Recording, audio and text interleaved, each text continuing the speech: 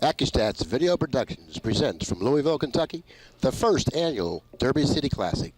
Along with my friend Danny DiLiberto, I'm Bill Incardona at the Executive West Hotel and Convention Center in Louisville, Kentucky, where this is like third or fourth round action in the bank pool tournament. Of the Derby City Classic. Of the Derby City Classic. I just didn't want to be redundant. First annual. I didn't want to be redundant, so. Okay. Anyways, the two players that are going to be playing in this really important match, both of these players I do not believe have a loss. It isn't a two-loss tournament. It's not a double elimination tournament, but it's a single elimination tournament with the right to buy back in at any time. So I guess you can call that a double elimination tournament. Double the money, double the fun. Right. In the meantime, Jose PARICA is racking the balls for Nick Varner, who's putting together his break stick preparation to open up the balls in game number 1 in a race to 3. Great players, both of them. And you won't believe this, but they had another career possibility, NBA basketball. I know it sounds, Varner opening up the balls in game number 1, coming up dry on the break. Very much like 9 ball, it's really beneficial for the player breaking the balls to pocket a ball on the break. Maybe more so. Maybe more so is right. Because you got more variety of shots. 9 ball, you got to see that one and make it. In bank pool, you can shoot any ball. And not only that, Danny, it's a short rack of banks, 9 opposed to 15. And the player who gets the first legitimate shot and is able to put it down, picks up a decisive edge in the game. Varner breaking the balls, didn't really pocket a ball on the break. PARICA at the table. I guess he has the 5 cross side. Yeah, I like the 1 cross corner better, but I guess not. I guess that was the shot. Great shot. He's showing confidence in this game. He's really not a bank pool player, but how can you say that about a guy that excels in all the games of pool, even snooker? He's Asian snooker champion. Well, you have to put him in the same category as possibly a guy like Mike Siegel, a guy that really executes so well, understands the different strokes that you need to play bank pool with. Yeah. And he's a very, experienced player, a lot of savvy, and he understands the game of pool so well. You should expect him, or one would expect him to play good bank pool because of that very reason. But he also has great heart too. He certainly does. I believe he certainly does. Look at this. 3. It's really not easy to run 3 balls on the 4-inch pocket table here. I know it. The beautiful diamond table here with 4-inch pockets. It's a very difficult table to play on. What's he do here? He's looking to spin the 7, I believe. But if he has to shoot, he's got the 3 cross corner. I don't think I'd fool with any of the balls at this end of the table. I'd probably just pocket the 1 and reposition the cue ball behind the 2-6. Yeah, he's done his job. He did some work there. No, he did a little differently. Nothing wrong with that either. He left nothing.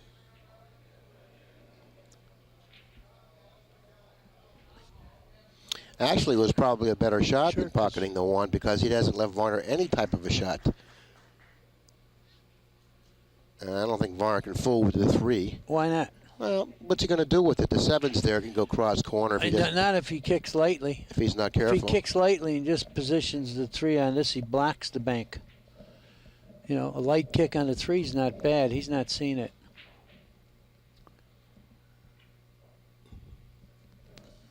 He's messing with the 2 some way. I don't know what this is. Is he trying to bank the 2? I don't know what he's doing. But it looks like he's hitting the 2. Oh, he 4-railed the 2. He 4-railed the 2, and he come pretty close. Not that he made it. Yeah. He didn't come close. Yeah, that's pretty close. That's a pretty good shot. that's pretty good. Wondering what is he doing? Well, 4-railer. You might as well do it on the Accu-Stats. I'll tell you what, he's really a remarkable player.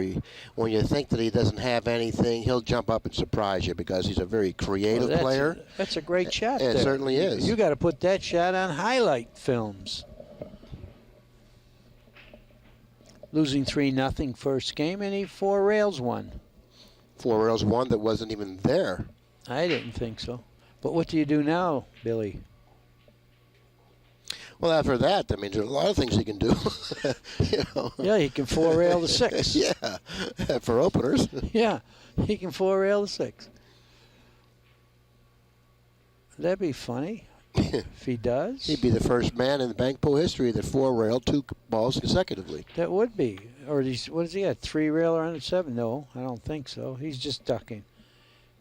He's playing a little bit safe. Nothing wrong with that. No, nothing wrong with PARICA just laying the ball, cue ball on the 7 either. You know, I mean, I don't think he has really anything else offered here. I mean, why take a chance? See what Varner does. I don't like this. There's no reason why he should do this and leave some sort of a one cushion in the side or. Oh, what a bad shot. Well, the ball went up, but there was no reason for him to play that you're shot. right. I agree with you, Billy. He had a dead lock safety by rolling on the 7. That's something that's, you know, mistake proof. You're right. You're right. This is like you give him a chance now to get 3 balls.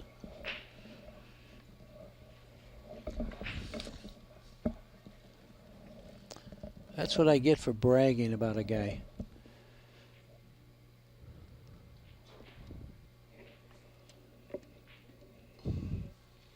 Well, he did get the first 3 balls in this first rack. Varner coming back with the next 2. Yeah, heck. PARICA actually let him do that because, like you say, if he rolls on the 7, nothing can happen. And I said that Nick can get 3 balls. He can get 4 if he makes this one.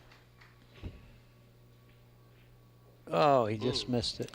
Had the pocket been a little larger, he wouldn't have missed it. But once again, the smallness of the pocket creates sometimes problems for the players. And at that particular time, It's 3-2. a little bit too much of a problem. Favor of PARICA. Here's a 4-railer, too, with the 1. Yeah, but you got to lose the cue ball a little bit on this one. That's Boy, true. he lost it on the 2, though, Nick did, but it didn't bother him. I think the 4-railer plays a little bit better than this because I think he's got to cut it enough to He's travel. not going to fool around with it. Let Nick shoot the 4-railers. Yeah, well, he should have been that careful the last time he was at the table. Yeah. Varner stepping to the table, trailing 2 balls to 3 in game number 1 in a race to 3. Does this one cross and go down that corner near Nick? No, I think it's possible. Yeah, he's playing it. It's possible. He's playing it.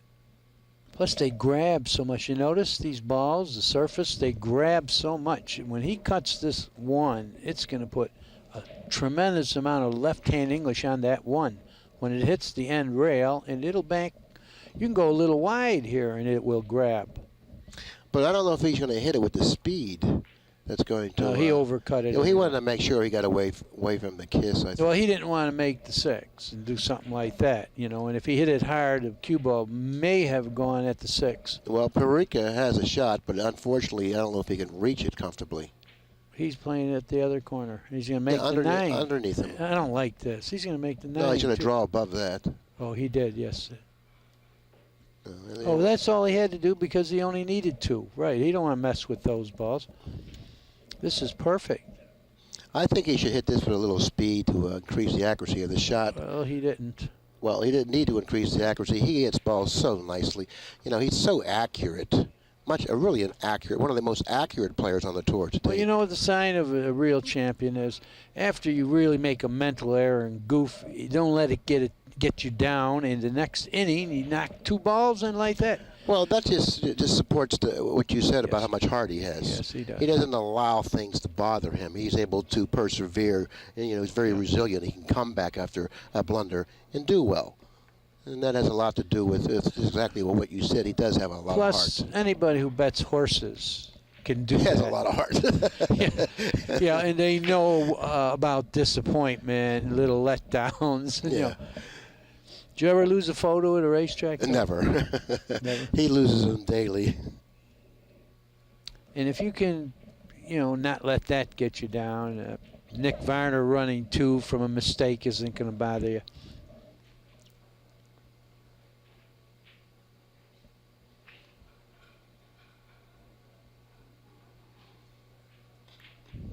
there must be a lot to that, knowing how to lose, which will allow you to win easier. Right. Experiencing defeats will make you a better player. We have a saying in certain gambling elements: turn the page and forget it. That's all. Go to the next page and forget it, because you got nothing to gain dwelling on a bad roll or a bad shot. You can only lose dwelling on it. The best you can do is break even. So it's good to just forget about it and go to your next inning. What do we have here? It looks like nothing. In the best way to develop that type of demeanor or attitude is to put yourself in pressure situations as often as you possibly can. That way you familiarize yourself with adversity and losing, and you're able to handle it better. A player that's very conservative and will not allow himself... experience. Exactly. A player who will not allow himself to be competitive, to get out there and fight, has a much harder time winning when it really gets rough. He certainly won't win any big tournaments. He'll win a match here and there, but won't win a tournament. He played a two-railer. It's rare. Nick's getting a little wild lately. Made the four-railer, so we can't second-guess that. But this last shot was a little bit advanced. Well, I think that was a misstatement, because of any player, I don't think Nick is guilty of getting wild. I mean, he's really a tight, he protects tight that game. player. What we call pinching and squeezing. He's great pincher and squeezer. You're right. Nick is certainly one man on the tour today that will definitely not beat himself. That's right. I agree. And PARICA looks like he's not going to let him breathe too much here. Well, PARICA's going to have to beat What's Nick. This? Okay, he drew the ball this time. He didn't leave him a good cross side, but I don't know. Nick may have to shoot it. It's a score. No, it's what is it? Only 1-0. Yeah, he'll probably just shoot the two in the cluster and possibly just draw the ball back to the end cushion. Yeah, no panic. Take his seat. Now. There's no urgency for something here. Right. That's not appealing in some way. You're right. Don't panic yet.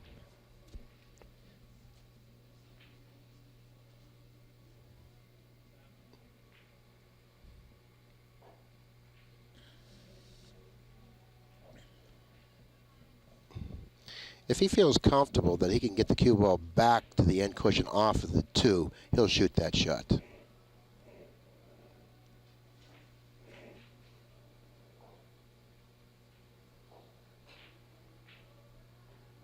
Now the cue ball, if he banks the two cross-eyed, the cue ball, I don't know what's going to happen to the. No, he's liable to run into the three and give up some real easy bank. You're right. The best shot is to jack up, shoot it into the cluster, and give him distance. That's all. Right. Just get the cue ball back to the end cushion. That's good. Exactly what he's done. Good. And once again, he's let PARICA shoot the six. He can sell out a few Once banks. again, he's utilized his good common sense approach to the game and walked away from the table when actually PARICA now is at a disadvantage. He certainly is. I like fanning the three and coming back down here. I don't know what he's doing here.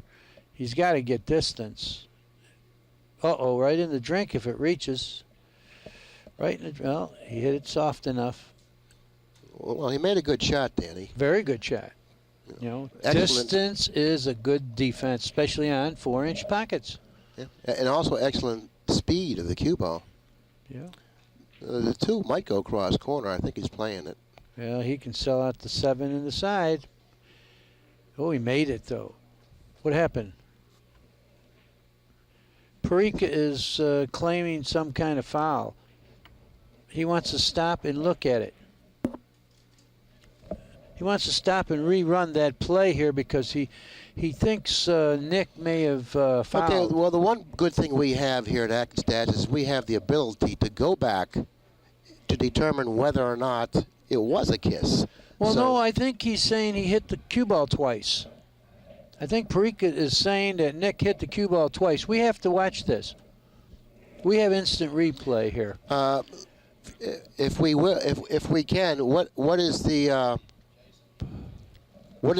claim here? He's claiming that he hit the cue ball twice. That's what he's doing this with his finger twice. I thought he meant the double kiss when he meant when he. Well, I don't know. Maybe. Well, we got to see what it is. It could be. He may feel like he hit the 2-ball twice with the cue ball. I myself, I didn't see anything wrong I really with the shot, but of course I either, wasn't paying that close attention to PARICA that. looks certain about it. PARICA's up here now. What's the problem?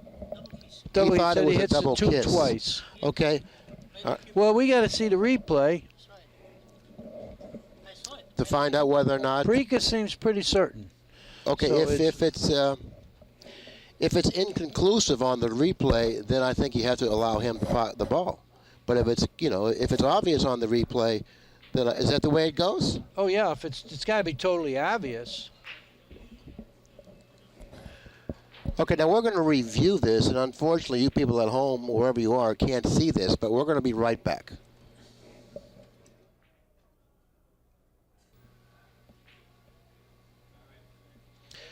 Okay, Scott Smith, the tournament director, came up to the Accu-Stats booth to view the replay of the possible foul. He determined Not a foul. He called a double kiss. A double That's kiss. not a foul. Right. He determined that there was a legal shot, there was no double kiss, and rewarded Nick the ball. And Nick's rewarded he was, because he made the next bank. Well, that's what's good about the Accu-Stats cameras and everything here, is because we can go back. Yeah. Well, so could the NFL, but they don't because it would be fair. So this is a little more fair than the NFL. You know, I like the instant replay. Yeah, I'm definitely. Why not come with an the right advocate decision? of instant replay also. People came here 1,000 miles to play. Why should they not get a shot that was legal because they won't have replay? You know, I love the instant replay. 2-1 this game, favor of Varner, and he's losing 1-0 game-wise in the match.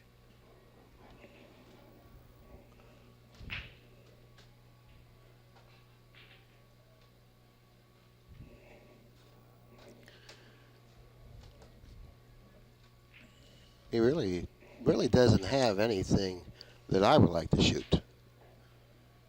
He's got a lot of distance, and that's one of the reasons why I said that. I don't really execute shots that well with the distance that's offered to him here. So I don't know what he has in mind, Danny, but I certainly don't see anything. Well, I think he may be able to cut the 4 towards the pocket where the 3 is with reverse and then spin back this way. I don't know how else he's going to get long. Is he banking the 9? The 9 banks. It looks like he's shooting at the 9. Yeah. Well, he has to get it. He did. He played, protected. Exactly. He hit it on the full side. That's the shot right you side. want to miss on the full side. That's the right side. He wanted to make sure that he didn't hit the 9 into another ball, creating a good situation for Varner when he stepped back to the table. Right. Good thinking. But the one thing that he didn't do, Danny, was get the cue ball back to the end cushion. He gave Nick a chance to cue the ball real well, and whenever he did. you do that, there you are. You know, there you are. Yeah, whenever you allow a player the status, the caliber of a Nick Varner, you know, the luxury of placing his bridge hand on the table. No doubt about it. You know, no you doubt got problems. about it. Solid hit.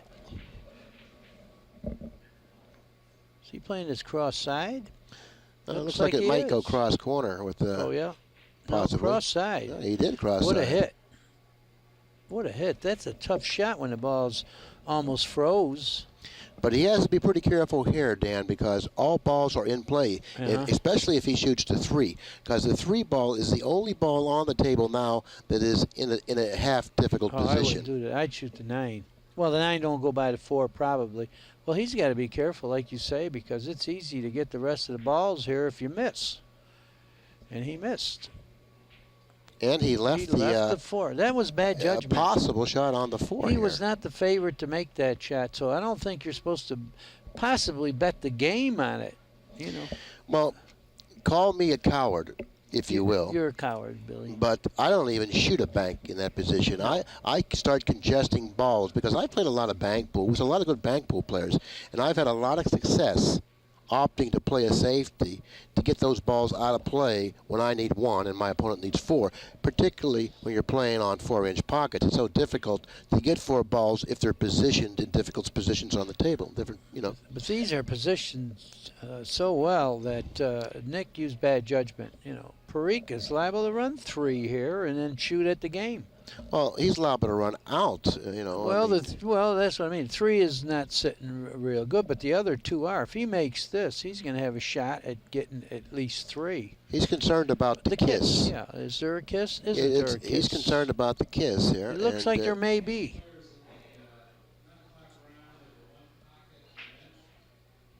He's going to have to shoot it. He's going to have to try to do something a little extra with the cue balls to get it out of the He's trying to stiffen it. Out of the path here. He's trying to stiffen it. It was pretty tough to do. Okay, now Nick has almost a free shot here, banging the 4, yeah. Now the 6 cross-side is pretty good too, but the 4 is such a much better shot. Sure it is. In regard to if you miss it, you know, you don't leave anything. Right. And I think that's where he really has to have. Got to shoot the 4. Absolutely. If he misses this, it should be hanging. Well, he's not thinking about missing it. Well, he missed it. Yeah, it went wide. But the balls are a little different now. I don't think PARICA can get 4 as easily as he could a little while ago. Well, I don't know what ball he's going to choose here, but the 4 ball does bang from the angle that's offered to him now. If he can attain that angle later on in this rack, providing that he's able to pocket a ball bank here and eliminate the 4, that opens up the bank on the 3. He missed it, and he gave Nick a pretty easy bank on the 6. Well, the cue ball is pretty close to that side cushion. I don't know if he has the angle here. He's got the 6. It's an easy shot. This is like a hanger. Oh, I don't Playing know. 9 I ball. wouldn't say that. This is a hanger bank. Well, you want to bet mustaches well, shave? It's not an electric chair shot. I'll bet you shave it or I do. It's not an electric chair shot. It ain't? Yeah, I want to bet the mustache on that. You shave or I do. Game number 2 goes to Nick Varner. He ties up the match, 1 game apiece, race to 3. Yeah. Well, both players, each player, has won a game. Now the race is shortened to 2 out of 3. So the breaker has a big advantage now, especially race to 2.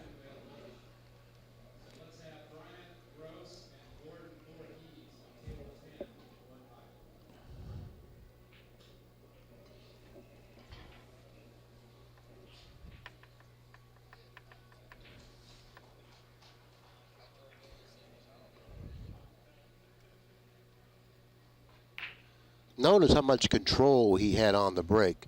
Well, I'll tell you, that's funny. I don't think he was trying to make a ball.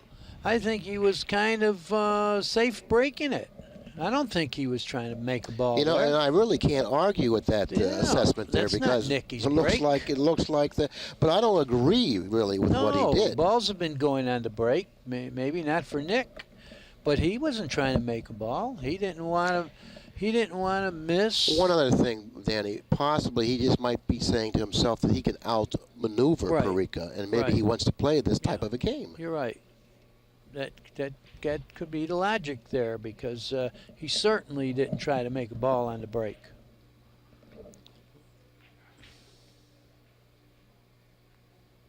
Well, you know, actually, I mean, if he thinks you can't make balls on the break, or it's a bad shot to try to, you could give up the break. You know, it's winner breaks, but it's option winner breaks. Yeah, in the meantime, he's in a real tough spot here. In other words, it backfired. It backfired right now. I don't know what he's doing here. He's going to try to fan the 5 and miss everything and go downstream like that. You know, that shot was really a world-class shot. Great shot, because your speed has to be there, the hit has to be there. Great shot. And then he missed by not an inch. By a hair. If he hits any one of those balls, he's going to sell out something good. Now, PARICA's going to try the same thing off the 1.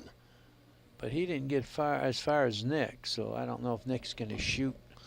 But considering the position that he was in, it's certainly a good shot. Certainly something that he'll accept. Sure. Sure. Is Nick going to shoot this 6? Well, you know, once again, you know, he can bridge it comfortably. He's away from the cushion, which will then increase the accuracy of the shot. Whether or not he shoots it remains to be seen. Yeah, he's giving up pretty easy bank on the 8 if he misses that 6, Billy. I don't think he should shoot this because he's going to billiard the 5 right out of the way. Yeah, I'm not going to argue with that. No, I don't think he should shoot here. Well, he's going to shoot. He thinks it's time to go, and I really am not going to second guess Nick. Well, I don't like this. I don't like this because he's leaving too easy a shot on the 8. But if you swish the pocket, what's the difference? Well, there's the bank on the 8. Yeah, and when you feel it. Yeah. You know when you're at the table and you feel it, you feel like you're going to make it. It's time to shoot. Well, when the green light goes on, it's time to shoot. He's looking at the 1 cross side. He can stiffen the 8, I believe, and then he'll have the 5 if he can make the 8. Because you know as well as anyone that plays the game of billiards or pool, that when you're playing, you know it. And when you say to yourself, it's time to shoot, you usually do well.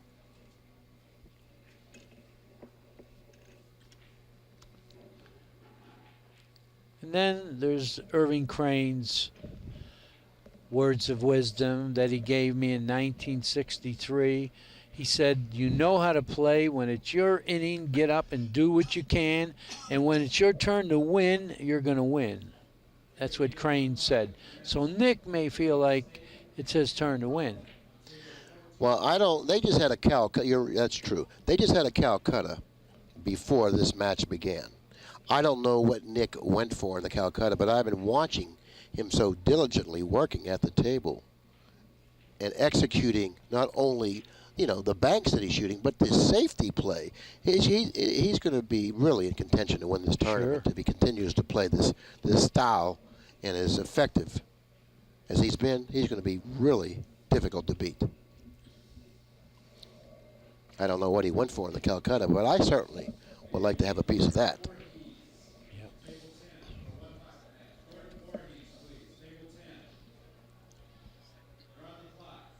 He was the second blind bid, I just found out, for $450.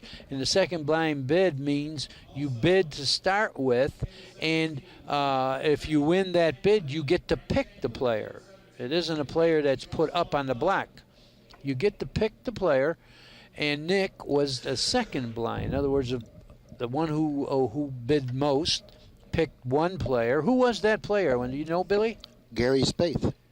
Gary Spaeth was the number 1 pick, and then they did it again, and the guy who won that bid picked Nick for $450. Exactly. Break a steps to the table, trailing 3 balls to nothing in game number 3 with a very nice shot on the 4 cross He can side. run out here.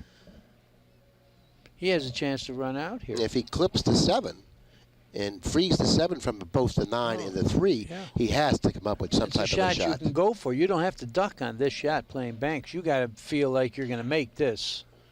No, he has to come up with some type of a shot. He's got the 3 cross side, and it looks like he's got to cross this ball with a slow speed to lengthen it. I don't think he could stiffen it. No, he's got to cross it. He has to cross it. And he probably should cross it with a little bit of a draw stroke, setting the cue ball somewhere in the direction of the 2. Yeah. That's what he's stiffening it. I think he's no, trying he's to going to stiffen cross it. Oh, you're right. See, now he hit the 2. He hit it. Now it's tied up 3 balls apiece. All of a sudden, it's tied up 3 balls apiece. This is some match here. Nobody giving up. Now, this shot has to be hit with some speed. I don't think he's going to do well hitting it with that speed, but of course, he hit it reasonably well. I think you increase the accuracy on that particular shot by hitting it with a harder speed, understanding, more the type of reaction that you're going to get off of that type of a bank hitting it with a little harder speed. You'll find the pocket more often if you do that. Well, you can't have a closer match than this. They're 1-1 in games, 3-3 in balls in the third game. Another shot. Split the wicket. Right. And once again, showing us that he's definitely prepared to play. Yeah, but you know what? Making that one could cost him the game.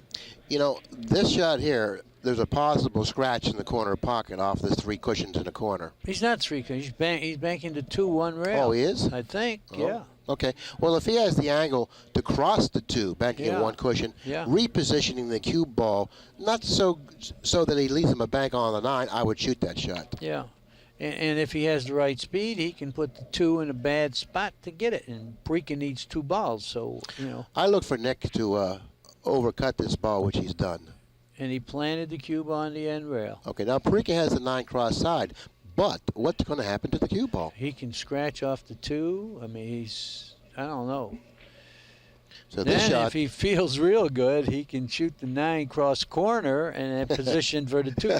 Well, look, if he's going to sell out the game, he might as well shoot, the old saying, you might as well shoot at a white flag. And I think that's what he's doing. no, he's going cross-side. This shot is very dangerous. Yeah, This he route can is front with Pearl here. He can scratch. He can scratch. Oh, yeah, this shot was very dangerous. Yeah. And he knew it, you see.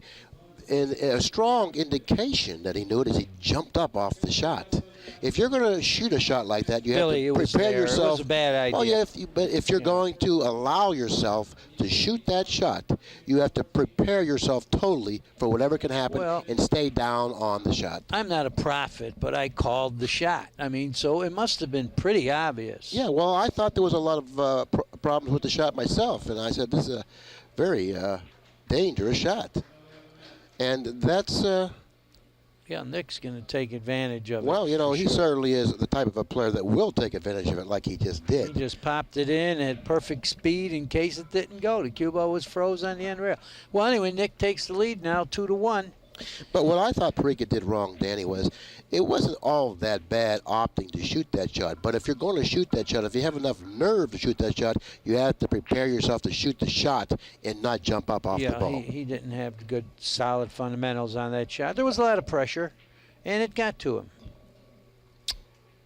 That's why I tell the people I teach out there that when you feel that pressure, that is a time where you tend to come with a unfundamental stroke and jump up and all that. Right. But the body tells you, I'm going to dog it here. I feel it inside me. Then you shouldn't shoot the shot. No, you shouldn't just shoot the shot, or be sure you stay down. Make sure of the fundamentals when you feel that little doggish feeling. Whatever else, make sure you don't jump up. Not always easy to do in a pressure situation. It's not easy to do, but if you learn to prepare yourself for shots like that, it's much easier to do. But, as a player and a commentator, I have to say it's selfish, but I am kind of happy when I see a top player like PARICA make a mistake like that, because if he played perfect all the time, I wouldn't come to tournaments. You can't win if he plays perfect. Well, so it's nice to see them have flaws. That's somewhat of an inspiration. Yeah. And I'm sure that a lot of people can relate to that. Sure. Sure. I mean, what the heck is it? How do you beat a guy that plays perfect? And if you see imperfections here and there, it gives you hope. You might win a match here and there. Yeah, it makes all of us really feel a little bit better about ourselves when that happens. Isn't that whenever funny? we see, it's a selfish feeling, of course. Well, it's just the truth. You were very candid. It's just the truth.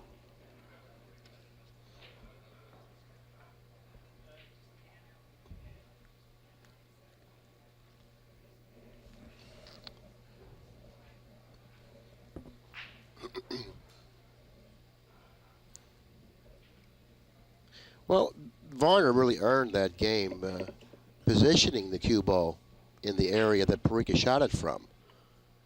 And if you can continue to reposition the cue ball in difficult areas on the table for your opponent, you're going to get rewarded for it eventually.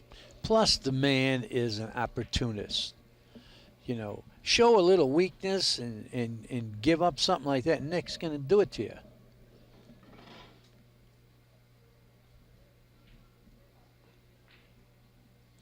Yeah, Nick's not really a flashy player. He's not really a spectacular player. He's a player that's always there behind you. And if you do make a mistake, he's going to get you. I have another way of explaining it, with his personality. He does not look like he has the fire outside of him that he has inside. Oh, he looks like a passive, easygoing guy, but he is such a competitor. Oh, he certainly is. Oh, he has fire like the shirt he's wearing. but it doesn't show. The same thing with Steve Cook. Look how timid Steve Cook looks. Well, he's a tiger. I think Nick, truthfully, I think Nick is cold-blooded. I think he's a cold-blooded killer. Had he been a killer, yeah, really. Had in the Al Capone days, the mob. Oh, sure. You know how many bodies he would have left behind? Sure. Huh? Plus, his looks would have let him get near him. You know what I mean? How could you run away from him? You're right. And maybe he would have been nicknamed what? Let me think.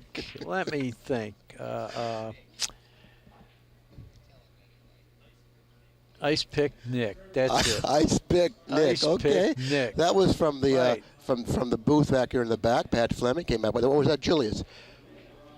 Julian came up with it. Ice Pick Nick. One for Julian. Yeah, but Julian's you our want to know cameraman. something? Nick Varner, like a few other players, never had a nickname that I can think of. Oh, he's had Cool Hand Luke. No, I never heard that one. But Nick like the I Stick. said, yeah, no, Nick, the Ice Pick. That is the one. That's there. That's sure there. it is. That's dynamic. Ice Pick. Hey, Ice Pick. After the match Ice is Pick over. Nick. Ice Pick Nick. Oh man. Cold-blooded man. Yeah. Now when people say, "Why do you call him Ice Pick Nick?" Because he will stick it to you and kill you. You know what I mean?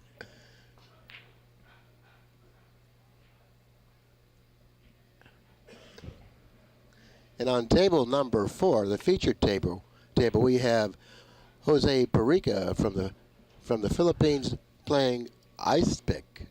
Yeah. Ice Pick Nick. And PARICA doesn't like what's happening right now. He looks like he's like a little let down. Especially if Nick can make some banks. So there you are. Okay, the 3 goes cross corner. After that, he may have a shot on the 9 cross side if he can hold the cue ball on this side of the table. Well, he can let it go 3 rails too. He didn't know, but he made the ball. Okay, that was He smart didn't pull. want to He play said, I'm going to sacrifice position. I'm going to win one at a time here. Yeah. I'm not going to try to do spectacular stuff because spectacular gets me in trouble. And the score is 2-1, favor of Ice Nick Pick. Varner, the Ice Pick, and this game Preek is leading 1-0 in ball count.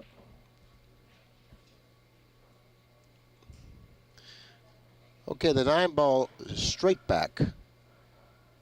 He's got to watch. He can sell out the shot fairly easy on this particular shot, and to ensure the possibility of not selling out a shot, he overcut the 9. Nick's got a 1-railer with the 6. Almost the way it looks. Yeah, he does have a 1-railer. And as meticulous as he is, the type of a player that he is, he's certainly not going to overlook it. Oh, he doesn't pass much up. No.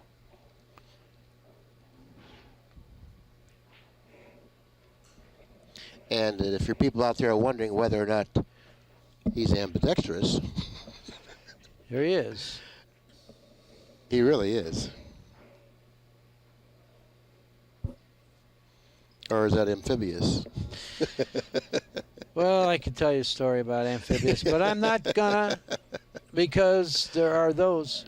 We've all heard it. Yes, We've all heard it, about- and there are some people who don't understand the humor of it. When you say the guy's amphibious when he shoots opposite hand, you know, there are those out there who might say, "Oh, DiLiberto used the wrong word." I don't want that to happen. That's already happened. That was an excellent bank Jose PARICA just executed on the Yeah. 7. What do you do now? One rail, the one in the corner. Yeah, I think that would be Yeah, it looks good like shot. pretty safe. Pretty safe. at least deciding to reposition the cue ball somewhere near the 8 and the 2. Just missed it. Varner now steps to the table. What do you do now? He may have the 8 ball 1 rail on the side. Yeah. Might, I don't know. He might. He could have He that might. shot. He could trickle it. You know, and not much movement with the cue ball. He's Or looking he at the. could simply roll the 4 in. Yes, he stay can do right that. there, and PARICA would have to do something then. Oh, he's looking at the 9 cross side. Oh, no, not over the top. Well, the 1 saves him from the scratch, so that helps him. I guess he can hit this fairly well, but I don't like shooting this over the top. Yeah, well, you see, the problem with shooting this ball is that you figure, they have a problem controlling the cue ball. You may leave a return shot if you don't pocket the 9. But one thing he has in his favor, that most of the balls seem like they're out of play.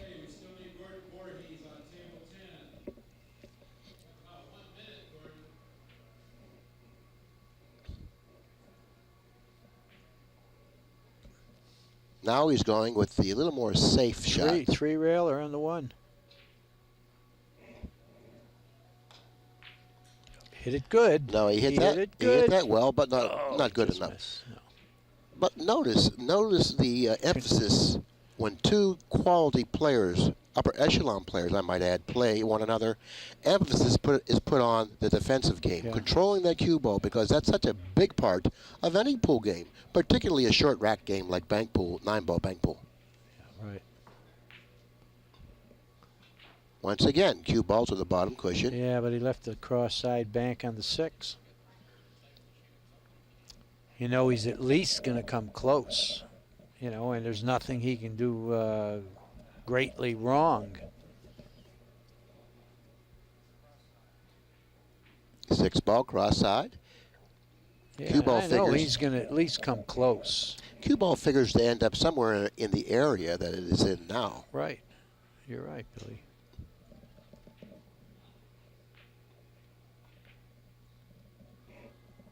Well, I said he's going to come at least close. At least come close is right.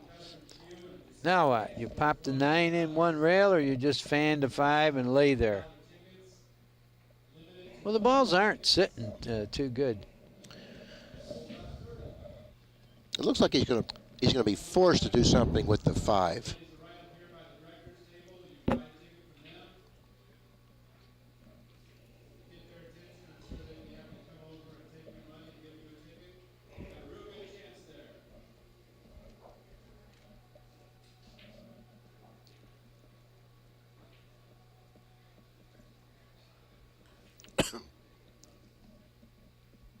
Two cushions possibly in the side.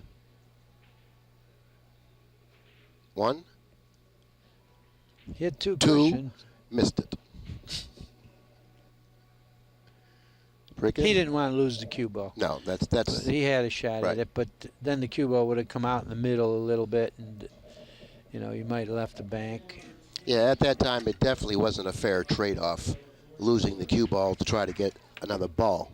Okay. What does PARICA do now? Does he just roll at the 2 and stay right there? Well, why wouldn't he do that? There's nothing wrong with that. No. He's trying to cross the 5, it looks like. Well, that's pretty dangerous because sure it is. If he runs into he might the 1, leave a shot on the 9 cross side. Sure. Well, why do something real involved here, like he did? Yeah, he's crossing the 5 here. I don't like this. I don't like it either because a lot of bad things can happen to him here. He can actually scratch in the side pocket. Well, another thing here, maybe he figures he's knocking out and move Nick, so he better shoot.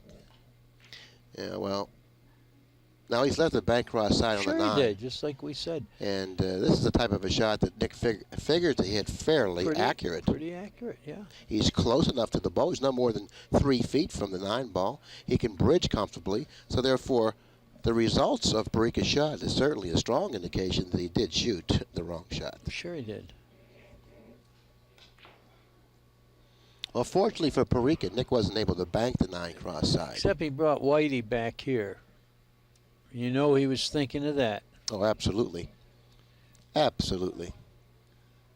He doesn't want to play safe this game for some reason. Nick's on the hill, and he's not going to play safe. It looks like, what is he shooting here? It looks like he's doing the same thing with the 1 that he just tried on the 5. And he ran into the 5. And he got away with it. Yeah, he sure did. And I know that he didn't count on running into the 5 and then ending up down here in the bottom cushion. So therefore, Nick's looking at the shot I've been calling for a while.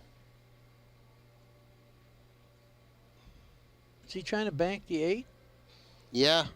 Yeah, he's definitely trying to bank the 8. Yeah, but then he might billiard the 2 into the 4, and the 4 might sit for a pretty easy. I think he was looking to bank the 8 cross corner.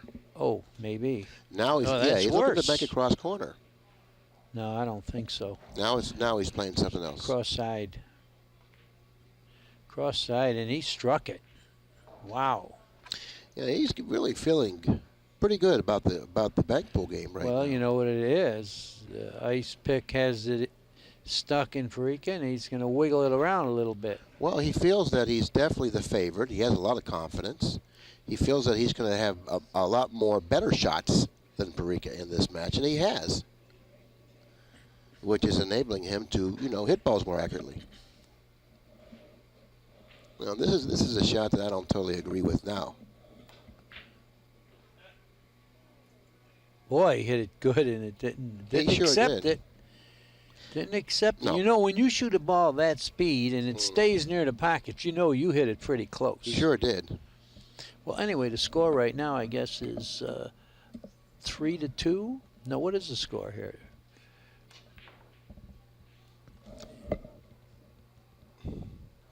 No. It's 2-2, according to the Yes, beats. it's 2-2.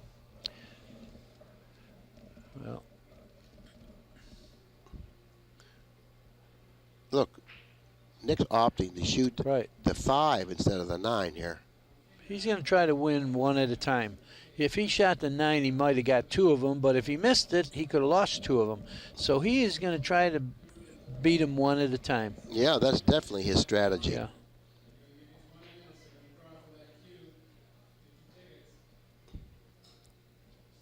Is he going to spin this in? Yes, because he's got the. Well, That's what I meant when I say he's really not a spectacular player. He doesn't try to do, look too at that much. spectacular shot. Well, no, he's got the ability, and the skills to be spectacular, but he's not a spectacular player. But when he needs to be, he can be. That's Totally the different look the on it. style that he brings to the table. Well, he needs. He's on the hill. He's on the hill with games, and he's on the hill with balls for the match here. He doesn't want to see how tight it is. He doesn't want to fan that 2 and go upstream. He don't want to even leave the 2. And he did it. But he's going to do it. He wants to put the 2 on the other cushion. Yeah, where it don't bank. Yeah, and how he got to the position that he's in now is through good execution, good common sense pull, and good safety play. It wasn't spectacular. He didn't go after the shot and run 3 or 4. This shot will get me over here. This shot no. He just grinded it out, and he shot shots with good execution. And it looks like PARICA is feeling, the pressure that Nick's applying. I think he wants to just get out of here right now. He's suffering a little bit right now because, the guys on the hill needs 1 ball, and you need all of them. And look where the 1 and 4 is. That's a little discouraging. It's really tough to keep heart under this situation. Well, he knows if he's going to beat Nick, he's got so much work ahead of him because Nick's not giving up anything, and he's actually playing well. Notice he hit that a little bit too softly. Well, I'll tell you something here. I'd have to start gambling and let Nick fly around. Make the 4 and let Nick go, because you can't win where the balls are. And eventually, if you do make the 2, you're going to have to do something with the 4 anyway. But he's got a free shot in the 2 here. He can't leave a return shot here. Know. Yeah, he can't leave. You got to try to go for this. He can't leave a return shot here. He made it. Yeah. Okay, but here's what I'm getting at now. I mean, at least he's got a ball now. Yeah, but he's going to leave the game ball for a bank with another one still tied up, so Nick's going to shoot. Well, Nick's got to just leave him distance, I guess, right? I wouldn't even be concerned about leaving too much distance. I just walk away from the table without pocketing a ball. That's Nick's job right now is not to pocket a ball. PARICA's job is to pocket this ball and go up table. Right. But then you're leaving him a long shot at the money with the 1 sort of tied up. Anyway, that's what I said a little while ago. Get the balls in play so you got a chance. Where they're sitting now, you have none. Look, that's what Nick's doing. Little pitty-patty pool. It looks like he's not really doing anything, but he is. He is doing something. He's not giving up anything. He's going to try to let PARICA make a ball and free it for a bank for his match win. That's what he's going to try to do. PARICA's trying the opposite, not to make that ball. Well, now the PARICA has a worse angle to pocket the 4 ball to control the cue ball with. Before, he had a much more natural angle. He can do it with the 1. He can go upstream and leave him yeah, long but he'd rather with the pocket the 4 because the 1 is bankable. Yeah, you're right. But the 4 is not. So he would much rather pocket the 4. You know. Well, then hit rail first and try to go upstream. But the other angle he had much better control of the speed of the cue ball than he does with this angle. This angle he has to work a little bit to get the cue ball up table, which will really diminish the control of the cue ball and the speed of the cue ball. Diminish his ability to do both of those things. But I think he's going to be forced to do that. He's going to probably opt to shoot the 4 and try to reposition the cue ball up table, putting a little bit more pressure on Nick. Now Nick's going up table off the 1 here. Sure. Now this is automatic here. Yeah, up table off the 1. Automatic. And now it makes PARICA's job much more difficult. Yeah, he's going to have to make a ball if Nick does the right thing. This was a PARICA made a bad shot in doing what he did. Now look at the position he's in. You're right. He's hard for him to control the cue ball now. He eventually was going to have to gamble on making a ball and leaving him long, and now it's a lot much more difficult to execute that. You know, he's hitting rail first and trying to come around. Oh no, he don't want to make it at all. Well, if he makes this, he can say bye-bye. Ooh, the double kiss almost made it. Good shot. He's fighting. You know, really, if he can squeak this game out, it'll be 2-2, and he's breaking. So it's worth trying to outmaneuver him for sure. I don't like this shot. If he puts, I don't like this shot because now if he shoots this shot, I think PARICA's going to have the ability to put him up table. Right. Not really. Okay, but he could have ended up with an angle off of the 4 ball to get Nick back up table, and if he can do that, then he has the advantage.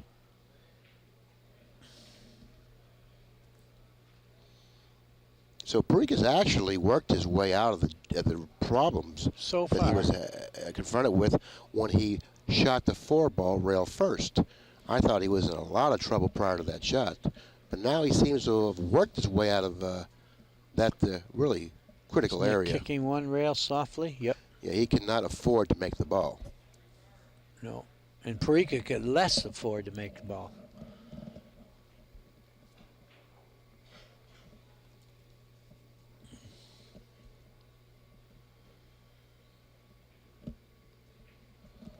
Now he's going to do the same thing Nick just did. You know the funny part, we got a rule about this in straight pool. When a ball's within a ball width, you can't do it 3 times. The 3rd time you got to go to another rail and with the cue ball or the object ball. I think eventually, which is not a bad rule. It's not a bad rule because this could go forever. What if he starts tapping that 1 and they kept doing it? They got to come with some rule about that. If we're going to play any more bank. This is fairly reminiscent of that safety position that PARICA was in on the highlight tape, how they kept playing that 1 safety, and it was just incredible how they were able to do that with the proficiency that they were doing it with. That's it. Now here's a ball that's a ball with, and now Nick shouldn't be allowed to tap this ball. Well, he should, but PARICA's not supposed to do it 3 times.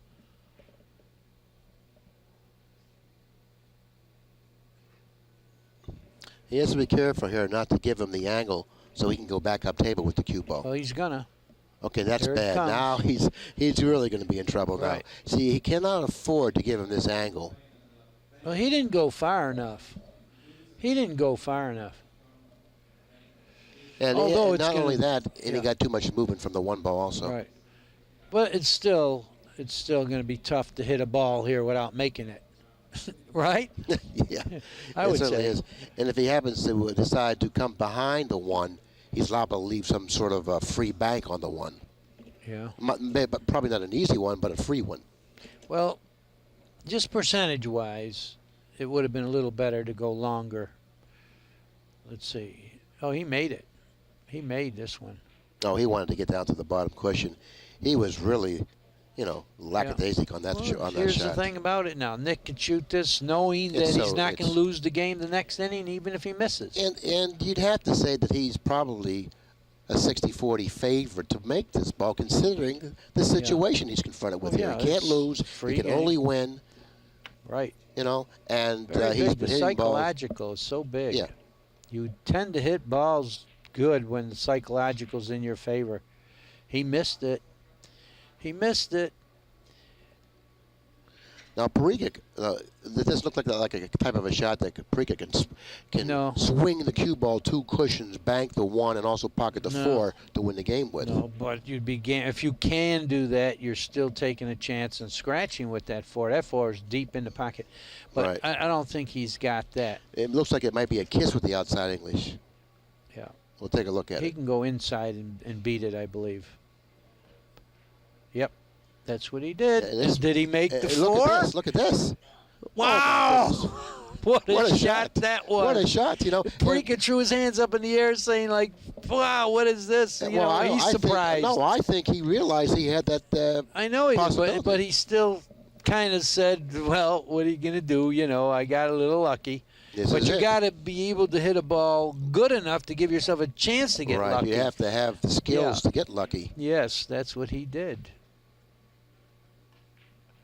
And if this goes, he's the favorite. It's too long. Oh, he would have been the favorite here. Breaking the balls, 2-2. Well, what a great shot. Nick is really going to earn his name Ice Pick if he's able to put this down. Yeah. Yes. Because he is a cold-blooded killer. Trust me. Let's see. Given the opportunity, he will make good with it. He missed it. Oh, he got lucky. He didn't make it. He got real lucky. He didn't make that ball. Look at the results. He almost made that ball, and then it might have been Katie barred the door. Well, he can hit rail first and play safe. Here we go. We're going to have a little long game here now. Nick did get lucky. If that ball went in that pocket, look what he had.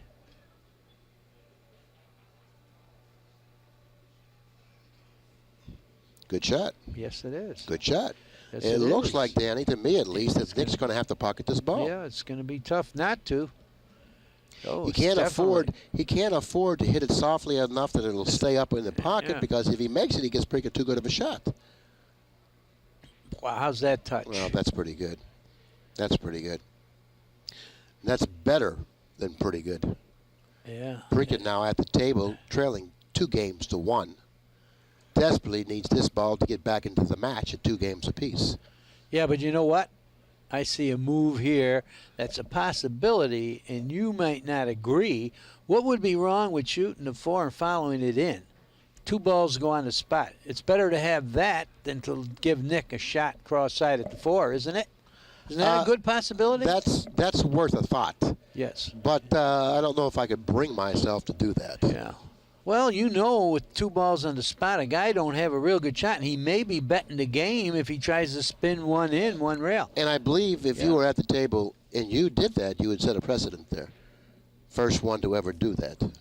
But it is But it's not totally wrong. Yeah. It's not totally wrong. I like it. I like it. It's something new anyway. Yeah, definitely. I mean, people do this in 1 pocket all the time. Why not do it in banks? Need 2 instead of losing the game. Well, the reason they do it in 1 pocket is obvious, because if the ball's hanging in your opponent's hole, you have to do it. Sweat it. He's going to the center of the table here. Not the center. I don't over there. like that. Oh, that's a good shot. It is? Sure. He left him a bank. I don't know. He left him a 1 railer, Billy. Know. Definitely. Left him a 1 railer. I don't think there's a kiss. I don't think there's a kiss. He needed to get the cue ball over another 2 inches for a kiss. Yeah, yeah. But then if you go too far, then he can hit it full. But don't forget, if Nick opts to shoot this bank, which he should because it's match ball, sure, he has to make sure that he hits it with good speed. He missed it. Yes, he did. It's going to hit the point. Watch out, point. It's going to hit the point, and what's going to happen to this? He got away with it. Once again, Nick got away with it. Nick misexecuted a shot and got away with it. Yes. And he feels very fortunate. PARICA, on the other hand, feels like he's snake bitten, and he is. Well, not yet.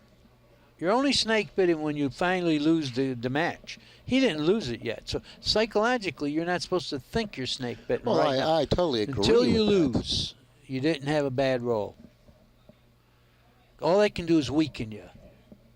No, so true. But still, Shooting a four-railer? It's very. No, I don't think so. Yes, I think so. I think he hit it pretty good. Oh, no. See you later.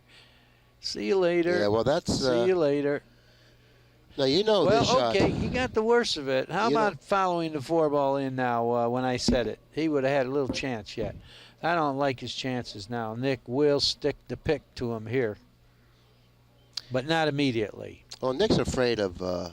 Is he afraid of following the cue ball in fear of scratching? I don't think so. Because he really wants to. You won't hit it that hard. He wants to hit it with the speed to. To hang it if you miss it. Well, we'll see. Certainly. See, he did something extra to the cue ball. He missed it. He did miss it. He missed but it. the reason he missed it is because he killed hit the it cue roll ball. Yeah. He killed the cue ball. He He snapped hit it with that a. one, it would have went sharper and right in. Now, PARICA was going to He's got bank a this shot. cross corner. Yeah. Now, is this the type of a bank, Danny, that the likelihood of a scratch at the No, other there's corner no is possible? No. Well, I don't know. He's knows enough to put maybe a hair left English to avoid that scratch possibility.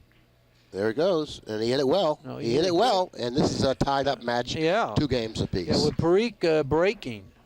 Boy, Yeah. oh boy. You want to know something there? I think Nick Yeah. should have used another type of a stroke on game ball right there on the 3 You're ball. right.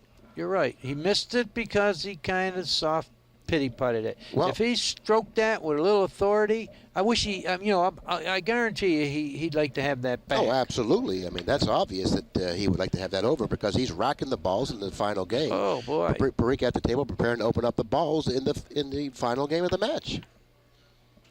But I think that he learned something there. You know, whenever you're on the hill and you can win and can't lose, and you got a legitimate shot to win, I think you got to hit that Yeah. shot with your best stroke. Sure. And he didn't.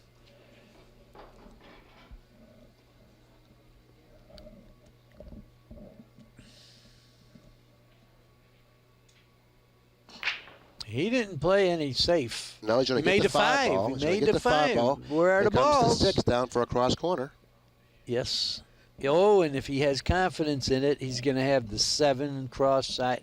Oh, he's got He 4 get balls 4. there. Yeah, he can get 4. He's got Oh 4 balls. boy, Nick is like a little. His forehead got a little red. And I'm going to tell you something. Yeah. You know as well as I do, Nick Varner played brilliantly in this match and now is an underdog. Well, that's what I was just going to say a little while ago when you interrupted me. That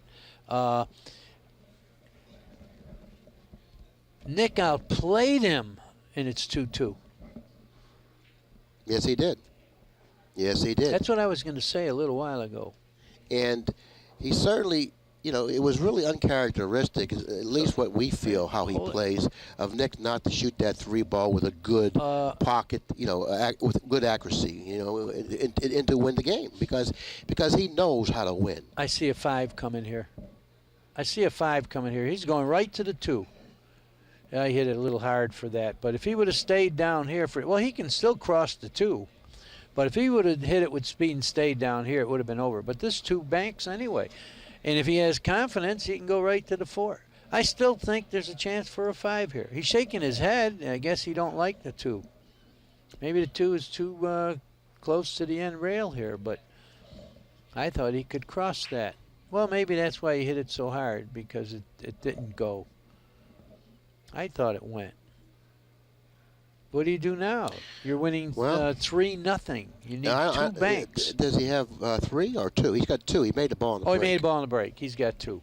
Yeah, Right. it's 2. So Right, therefore, right. you know. He's shooting a 2. Yeah, he's shooting it. He's going to probably He's draw the going cue right ball. to the 4. He's drawing the cue ball into the 8, I believe, for maybe a. Well, I don't know if he's playing position. Oh, he lost And the he cue ball. scratched. He lost the cue ball. Oh, my. What a turn of events this is. From being at the table leading 2-0 with a possible bank on the 2 to be in your chair leading 1-0 with your opponent given ball in hand. I mean, what a swing that is. You know, that's something that he should have never have done, scratched. I mean, there wasn't any possible interfering balls there. Well, what He is went the right in the score pocket. here now? It's 2 games apiece. 1 I know ball to that. nothing. 1-0. Where's the other ball? Well, he has to put it up. Okay, here we go. That's the ball. That's the ball he made on the break. He spotted the ball he made on the break, but he didn't spot the ball that he fouled with. Right. I knew there's something wrong with the score. Right. He has 1 now. It's 1-0 PARICA. And Nick has ball in hand. And I could see him making a few here. I mean, if he has the confidence in banking to 4, he can go right to the 3, then to 9. I mean, you know, I just expect someone to run out and not let the guy get to the table. I mean, if he banks this ball, he's going to have an easy bank on the 3. Well, he's probably going to play position for a bank cross side here. Oh, he didn't. He didn't. You know, is there a bank cross side here, or the 6 possibly, or the 8? Yeah. He's got the 6. You know, so, you know, once he repositions the cue ball somewhere in the patch there, he's got a lot of possibilities. But most importantly, what he really wanted to do was pocket that first bank. And he did.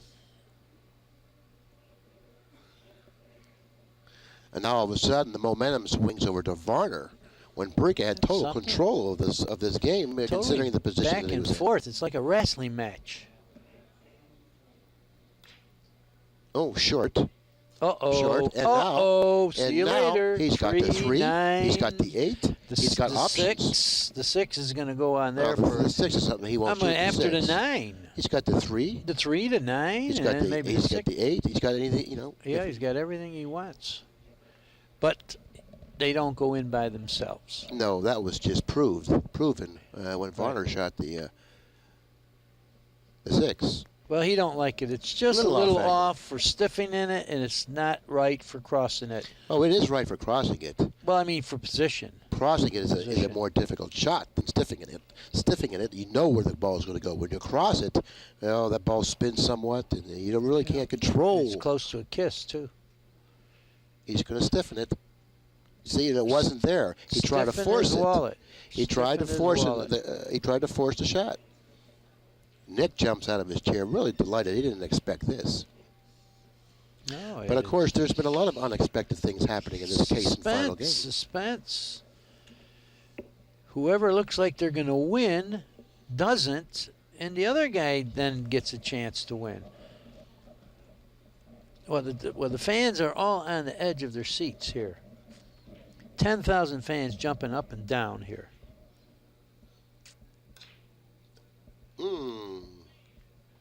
Well, let me take a look. What does he have? What does he have here? I don't know. Maybe the 5. Doesn't look like he has much. How about the 5? I don't know if he has the 5. It's close. It's close, and it's not an easy shot by any means. The 9 ball may be just in the way. I think that it might be. I think that it is because he cannot see enough of the 5 to turn it. In other words, hit it close to the 2, where the 9's not in the way. He can't see enough of the 5 to do that with the outside English. Right. So therefore, if he's going to shoot the 5, he's going to have to cut it. And then if he cuts it, I think the 9 might be in the way. How about the 8-3 in the side? I don't know about that shot. He's going to play it safe. He's going to do something very simple, which I think he should have done a couple times in this match, like you mentioned before too. And I think this is the type of thing. This is the type of a thing that he doesn't do as often as he should. Well, how's this match? 2-2 in games, 1-1 in the final one. Now that was very effective. What he did, ladies and gentlemen, was very, very effective, because he did something very simple. In the meantime, Varner has a problem. Big problem. Very big problem.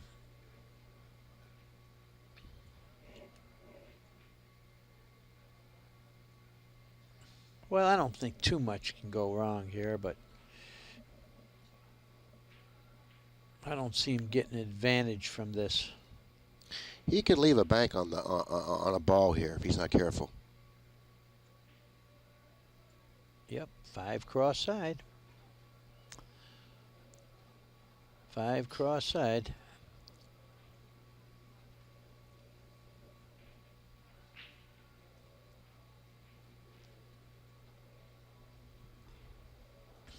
I don't think much bad will happen. No, it looks like it's pretty much free. Hitting with a soft speed. Like that. It's pretty much free. Split the wicket. and he's gotten rewarded for it. The simple shot that he executed paid off for him. Now, if he's able to understand the importance of doing something simple in certain situations, he certainly will improve that area of his game. He understood it there, and I hope he don't improve. But you people at home understand it now. Sometimes you can do something very simple that will increase your chances of winning 2 to 3-fold.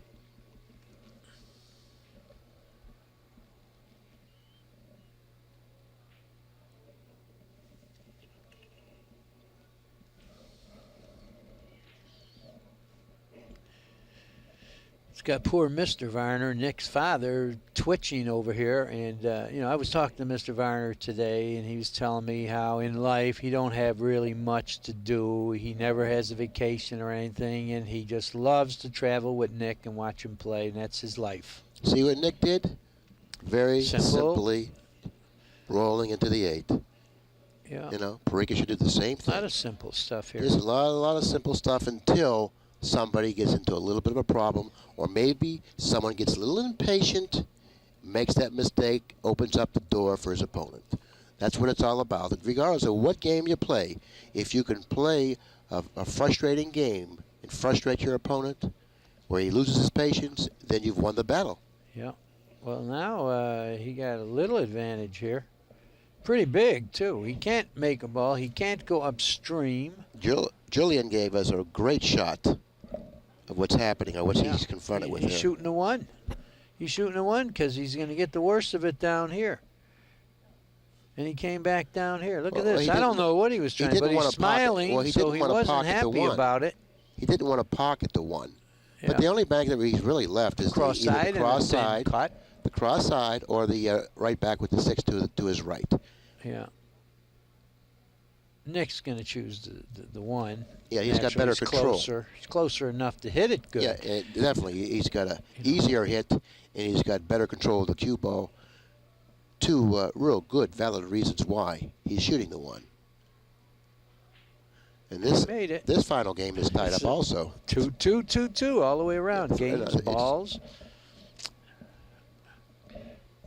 2 games, 2 balls. Just what the fans like. A lot of torture. Like the gladiator days, they went to see everybody suffer and pain. They loved to see this kind of match, nail biting and pressure and players twitching. Yeah, he would like to bank the 6 to his right, but he understands that shot carries a penalty if he misses it. Right, he can't roll it. He's got to stroke it, and it can come back. See, he was too smart to bank the 6 to his right. Yeah, but he didn't hit it hard enough. He realized the penalty that shot carried. A lot of other players would have opted to bank the 6 to their right, a low percentage shot with a stiff penalty. Well, at first he thought he hit it a little soft and was going to leave the bank on the 6, but it didn't turn out that way. So now he has to roll on the 2, don't he? Yeah, he wants to get back into this battle of wits here and find out whether or not PARICA can deal with him under these terms. He rolled on a 2. He's going to leave him something here. He did. Could he make this without fouling? He's pretty close to that 6. I think cross corner is a much better bank, has much better control of both the cue ball and the object ball. And you don't have a chance to follow it, to foul the ball. He's too close to hit it straight on with the zip you need, so he can cut it, no chance to foul. And if he happens to miss this, there's very little possibility of a return bank. Nothing. There's nothing. Well, this is going to be a chess game from here, Danny. Sure. Now he has to, I believe, hit the 8 and stay down here. I don't think he's supposed to mess with the 6. He's going to have to fan the 8 and hit the rail. Yeah, no future in fooling with the 6 from here. Nick will just slide off the 8, leaving the cue ball in the center of the table. That's it. Not far enough down. What PARICA is doing here is making sure no balls are froze, because if they're froze, then Nick couldn't have just shot the 8 into the 2. He would have had to hit the rail with the cue ball, and that makes things a little more shaky. No, this is wrong here. He's bagging the 6 to his right. This would be good if you're allowed to kick. If you could hit the rail first. Because a lot of bad things can happen on that particular shot. I think he has to roll on the 2 again.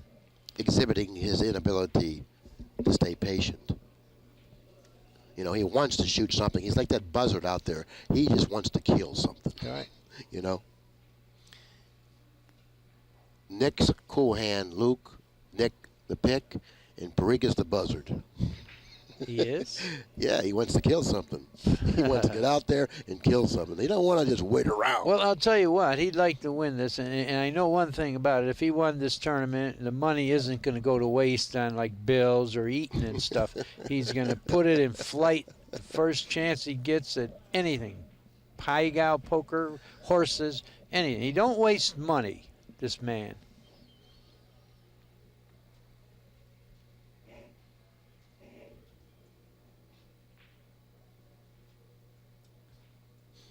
Nick's going across table off the 8, providing that the 8 doesn't go into the 3. Now, if something freezes, that's what he's checking again. I guess not. Okay, the 2 is still not frozen. If Nick is forced to, he'll just roll softly on the 2.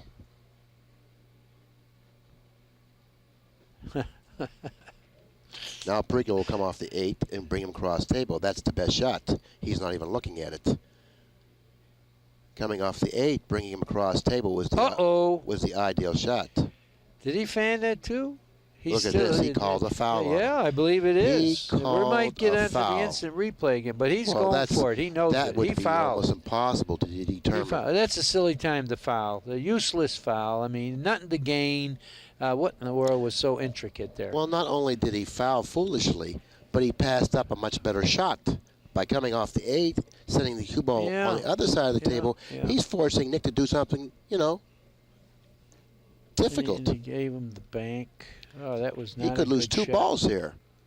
And if he loses 2 balls in this instance, then he could possibly lose the game of and course, the match. because again, they're sitting where he can't get any points. Yeah, balls are hard to come by. Nick's going to cross this 6, I believe. I don't think so, Danny. You don't think so? No, I don't think he think hit so. it then. Well, what's he do? Make it? I don't know, but I don't think he should cross it. He's not shooting it, definitely.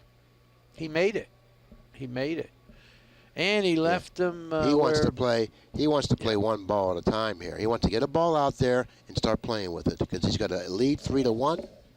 And he says, well, now my strategy from this point is to play one ball at a time. Plus, this is how last game was, and he lost it. So he's going to be extra careful this game. See, PARICA's supposed to bank the 5 underneath him. That's the right shot, the 5 underneath him. That way, if he happens to miss it, he doesn't leave a return shot. Plus, it's easier to hit. You know, the other shot, you're so close to kiss.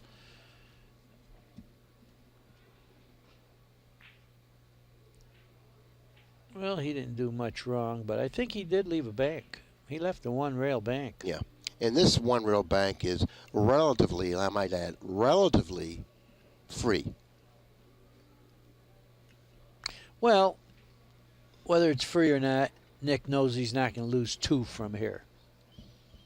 No matter what, PARICA's not going to get 2. Nick doesn't like the idea of where the cue ball is going to end up. If he misses this bank, it's going to end up somewhere in the center of the table. So he doesn't like that. But, you know, sometimes you're just forced to shoot a shot, and I think this is one of those times. He calculated that and came up with it. He's going to shoot this ball. Better than anything else. But it also helps you know you can't lose more than 1. But he split the wicket. Yes, he did. He split the Well, wicket. he totally prepared himself that this was the shot that I want to shoot, even though it carries somewhat of a little bit of a penalty. I have to shoot it because it's almost free, and it's the right shot. So he prepared himself to shoot it. It's also a lesson out there. When you know you're shooting the right shot, you hit it more positively, and you got a better chance to make it. He waited. He said, this is the shot, and that's why he hit it so well. So, you know, he don't mind playing with one ball out there. Now, he only needs one ball to win the match. PARICA's going to put them all in the game if he can, but he's going to leave a bank here. Oh, he isn't. Oh, he shot the 9 in. Now, that was an excellent shot. Beautiful. Okay, he's little by little getting the balls in play. Now, Nick is actually in a pretty tough situation considering the position of the cue ball. It favors the other side of the 3, so it's hard for him to come off the left side of the 3 the way he looks at the table.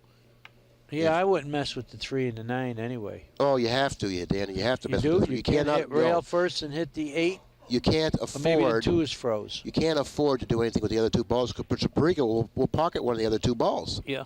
He'll pocket one of the other 2 balls. Yeah, you're right. You want to get these off the spot so they don't all tie up.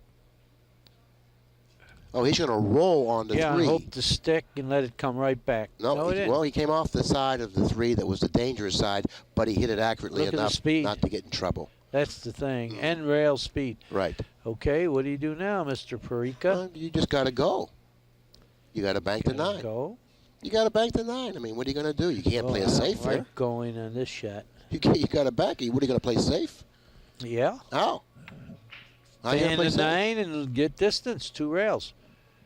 Fan the 9 on the left side. He's going to be unhappy about this, I think. I wouldn't want to leave this guy for the game. No, this is no good. He left on the back. No, on he the would have 9. been better off fanning the 9 on the left and going. The 9 would have banked that way towards the congestion. The cue ball would have went down that way in the end rail. He did leave, but he's got to use the bridge. No, he don't. He's got it. Oh, he almost slipped. It don't look like he's cutting this enough, does it? He didn't. He didn't cut it enough.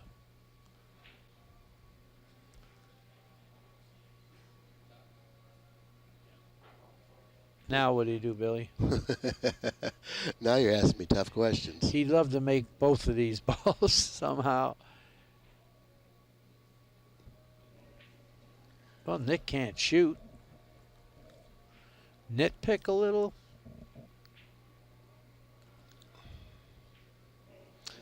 Well, yeah, I don't think Nick can fool with anything at the other end of the table. He's got to shoot. He's got to shoot the 2 softly here. He can't fool it. I don't think he can afford to do anything at the other end of the table, Danny. I don't know what he's doing here. I don't know. He's going to sell out something. Oh, he's lucky he didn't make that one. Only for the moment, anyway. Tied him up pretty good.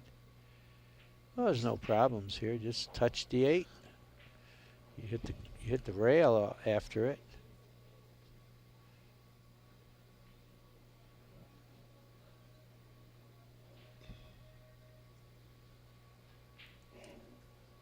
PARICA needs all balls on the table. Nick needs 1 for the match. PARICA needs them all for the match. Nick the ice picker became Nick the nitpicker. But just survival. He's banking it cross corner. Look how he hit this one. Swish. Swish, swish. This PARICA is such a fighter. Holy God. Isn't it amazing? I mean, you know, spectacular shot after spectacular shot on the gun. Boy, oh boy. So this is the same kind of game he just won. And he's going to have to do it again then if he's going to win the match. Well, I'll tell you what. I gamble on it, make the 8, put him on the end rail, let him cross that ball, because if he misses it, you can win the game. Yeah. Don't lose it trying to duck. Let him have that 8 cross side, and if he misses it, you can win the game. Or at least get back in the game. Yeah. I don't know about this. He's going to give him a shot at the game unless he don't make something here. Well, the problem with this shot is, as you very well know. Whoa, he left him the 9. Well, it came out on him. No, yeah, but the ball came out on him. But the problem with that shot is that you don't really strengthen your position with that shot. By pocketing the 8 like you alluded to, you strengthen your position if Nick falters. He missed it. He missed it. Uh-oh, you can't do that. You can't do that. Well, here it is again. Roll the 8 in, leave him in the pocket, and let him go. He just tried something else, and it backfired. I'll tell you what he can do here. He can play rail first behind the 3 on the long rail, softly, blocking the bank on the 9 with the 3 ball. Okay, now he'll reposition the 3 somewhere where it's bankable. The 9's bankable, then the 3 will be bankable, and he won't scratch if he just hits it softly. I think the 3 is bankable now, but what's he going to do?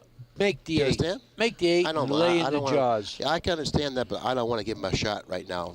If I can. Why? He just missed an easy one. He might miss again. I'm not going to count on him missing another one. You know, I mean, you should feel fortunate. Well, I would. I'd feel You should the feel opposite. fortunate that he missed the last one. You know, and don't give him any more opportunities. I would kick softly. Give yourself a chance to win the game.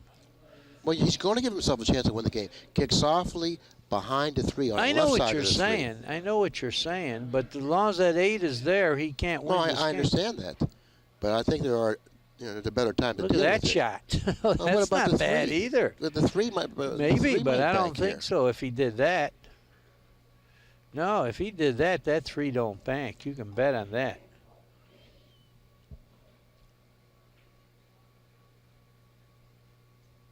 He's banking it.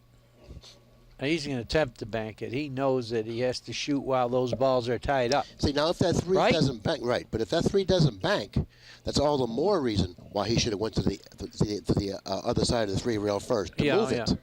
Yeah, you're right. You're right.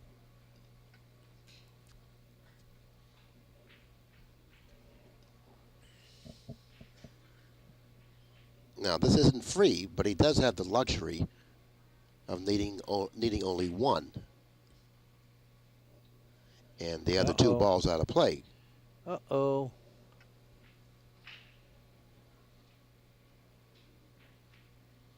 Bank the 9 here and follow into the 3. You think so? Possibly, but you have to be careful not to get behind the 3. You might scratch. Yeah, or you might hit it and leave an easy bank, too. Well, you might make the 9. You might make the bank. You know what I mean? If he can bank the 9, it looks like he's going to go somewhere in the area where the 3 is. It might pocket the 3. Then he can pocket the 8 and have every ball No, in he's play. not trying to hit the 3. He's not trying to hit the 3.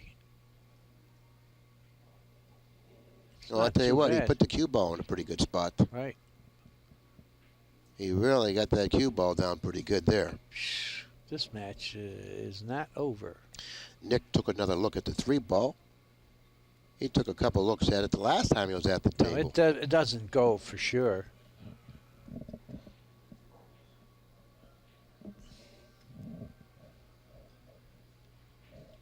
Well, I wouldn't move that. Well, maybe he feels like... What are you going to do if Yeah. you don't shoot on the Well, 3? yeah, that's true. That's what are you true. going to do?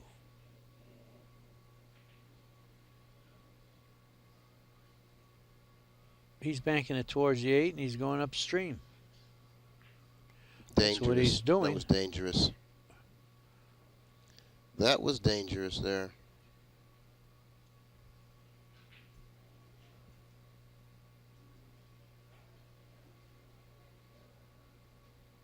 No, he can't fool with anything down here.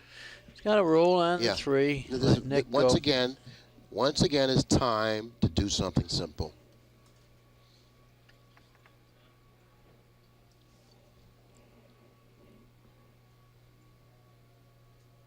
That's what he did.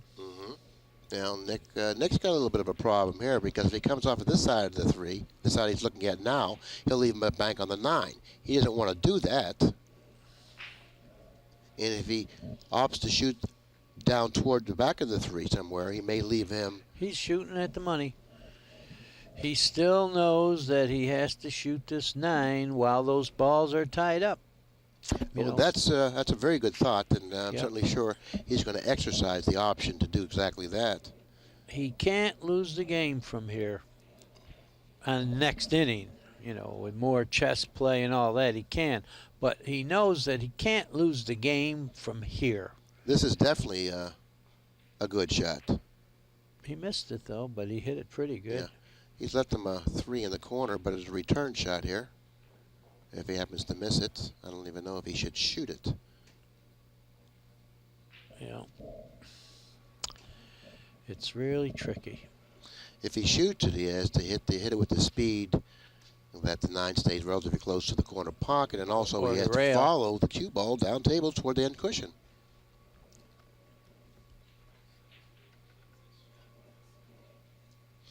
This is one of the rare times in the bank pool that we've done that we're running out of tape. So after he shoots this shot, we're going to change the tape, but we'll be right back. Bear with us.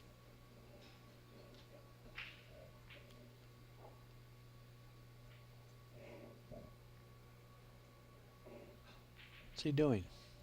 He's trying to force himself to bank it, I do believe, 3 cushions. But the angle that he has possibly... How about the double bank on the 9? Come upstream. Yeah, he could do that too, but then again, he leaves a return shot with that also, and it's more difficult to control the cue ball with that shot. You know, so he's weighing up those options now. He looked at your shot. He looked at the 3 cushions in the corner, and I think he's made up his mind, or at least he's trying to, what shot he's going to shoot. 3-railer. Swished it. Swished it. All right, we're going to be right back. We're going to change the tape. He didn't play it. He did not play that. I don't know what he was trying to do. He left Nick a bank, too. I mean, it looked straight on if you're going to... We're going to change the tape right after this shot. This is match ball for Varner. And PARICA is beside himself right now in his chair, saying to himself, why didn't I just say 3 in the corner?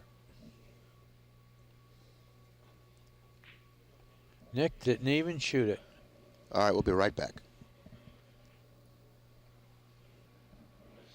Now, PARICA played a safety off the 1 and inadvertently pocketed the 8 that was hanging into the corner pocket, giving Nick an opportunity to win the match. Nick failed on that opportunity. PARICA back at the table. You see what I said a while ago? Make the 8 and let him cross it. He accidentally made the 8 and maybe have given himself a chance to win the game. Could have been a blessing in disguise. Right. Right, that's how I feel. I have to play the player here, and he missed that easy shot on the 9. I would let him have that cross bank just to get the balls in play to have a chance. You know, it's second-guessing stuff, but all of a sudden now the balls are getting in play.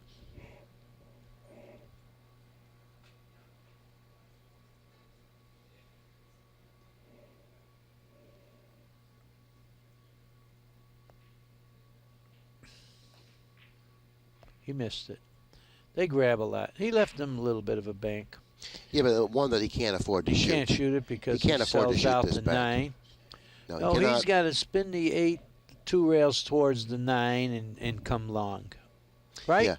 Yeah. I don't think he can afford to bank the 8 here. No, he can't. He's risking too much. Yeah, you're risking too much considering the score and the difficulty of the bank. Well, I'll tell you, he's going for it. He's going to cross it. He's going to cross it, and he's going to reposition the cue ball somewhere on that bottom cushion. And he's going to hit it with pocket speed. It's over. No, it ain't. It rolled in. It rolled in. If the 8 comes out, look what he's done here. Okay, and I think he risked too much there on that particular shot. But he hit it really well, and that ball rolled in. That rolled in on the second slate.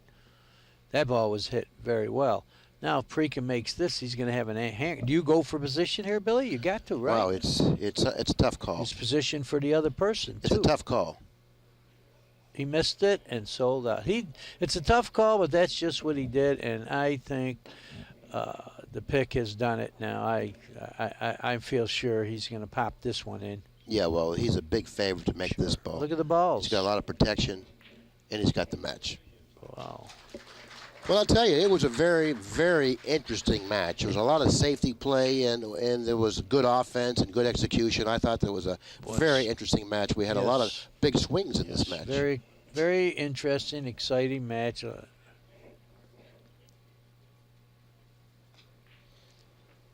Okay, what we're going to do now is we're going to do an on-camera interview, something that we've just started to do recently, and I think the people out there are going to like it.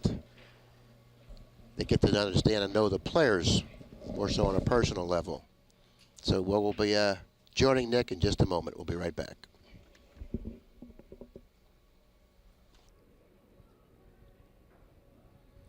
Well, we got Nick up here to join us for a little chat here. And, well, first I'd like to congratulate you on this match. It was a long, grueling match. What'd you think of it?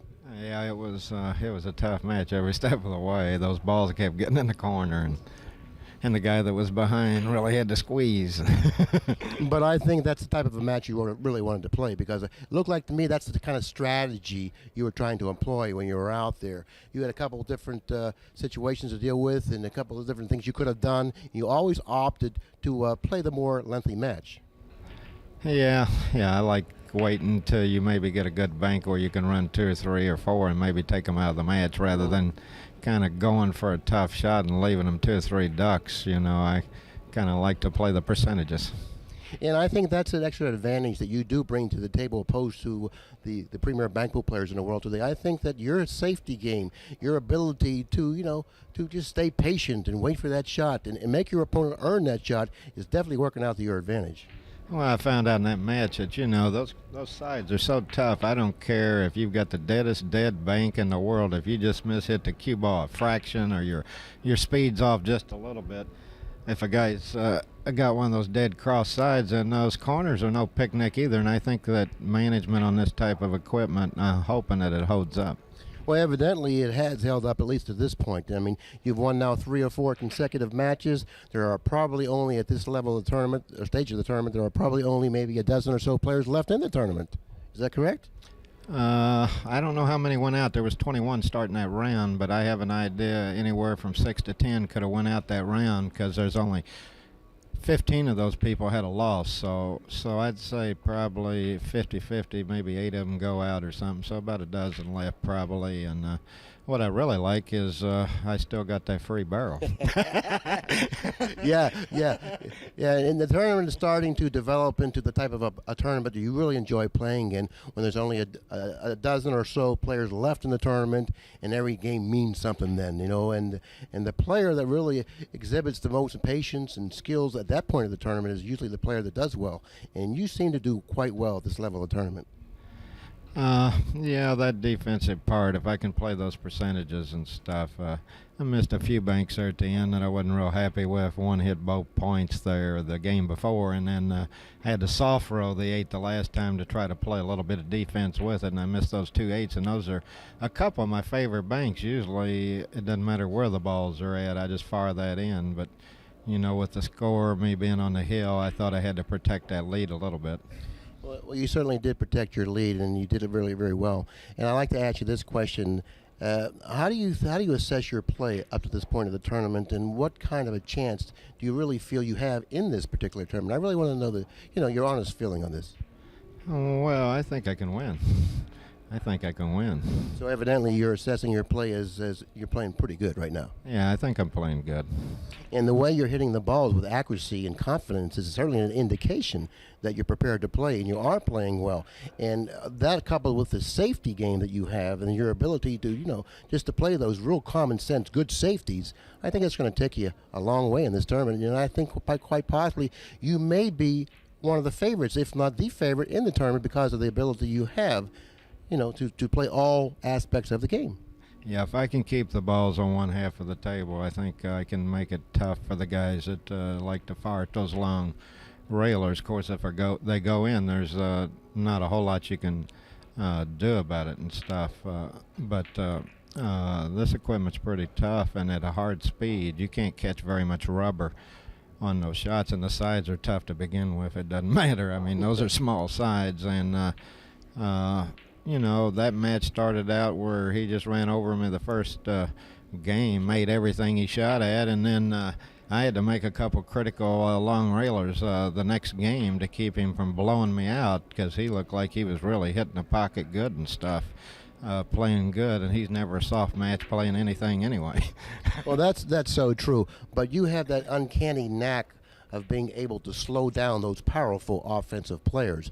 And with your style, like I mentioned before, particularly on a 4-inch pocket table, which, I think your style will definitely prevail more so on this table than it would on a bigger pocket table.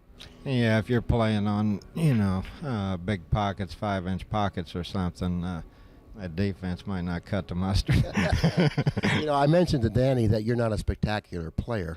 I said, Nick is not a spectacular player. I said, he certainly has the skills to be a spectacular, and when he needs to be, he certainly can be, but he is not a spectacular player. He's a grinding player who doesn't give anything away and doesn't beat himself. And that's exactly the way I assess your game. And like I said, that style is certainly going to get it on this equipment. And I don't know, Gary Spaeth, very offensive player. I don't think he can compete with you, really, on this type of equipment if you play as solidly as you've been playing. Yeah, I'm going to try on my breaks. I think I'm just going to draw the cue ball to the end rail the rest of the tournament. I did try to break and run 5 and out that last game there when I was leading 2-1, but I like that break where you just hit the one draw right to the end rail where they either got to come with a tough one railer or else and all the balls are down there, so they're really gambling. If they miss that shot, you maybe can get off to a 1-0 lead. I'd like to try that next time. Yeah, I was kind of wondering about that shot. The break shot. It looked a little curious to me why you would break the balls in that fashion. Because you and I both know that the break playing 9-ball banks is a distinct advantage. Because if you can pocket a ball on the break playing 9-ball banks, get that first shot, you could be well on your way to capture that game. And so therefore the breaker definitely has an advantage, and you gave away that particular advantage just to play a safety off the break. And once again, supporting the fact that you are trying to play that strategic game that will enable you to get to the winner's circle. Yeah, it doesn't seem like with that break any balls come above the side, so he's going to have to come, even if you leave the cue ball foot off the rail, he's going to have to come with a good long railer, and then he knows there's going to be other balls there hanging, so there's a lot of pressure on that first shot, and it can kind of possibly set the tempo of the whole match.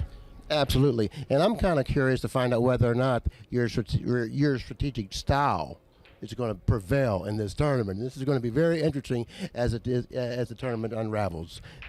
Well, if I can dodge some of those 4 5s and out, if I don't get hit with a couple of those playing a race to 3, if somebody, hits you with a 3 or 4 and out and then runs a 5 and out, that's going to put a little stress on that type game. It certainly is. And by the way, you've had some nicknames in the past, Cool Hand Luke, Nick the Stick, but Julian came up with a nickname for you. I think that was just ideal. We were talking about how cold-blooded you are. I don't think everyone out there knows that, but nevertheless, you are a cold-blooded killer. And Julian came up with a nickname. He said, "Ice Pick Nick." Ice Pick Nick. Well, you can file that one away where the other two are at.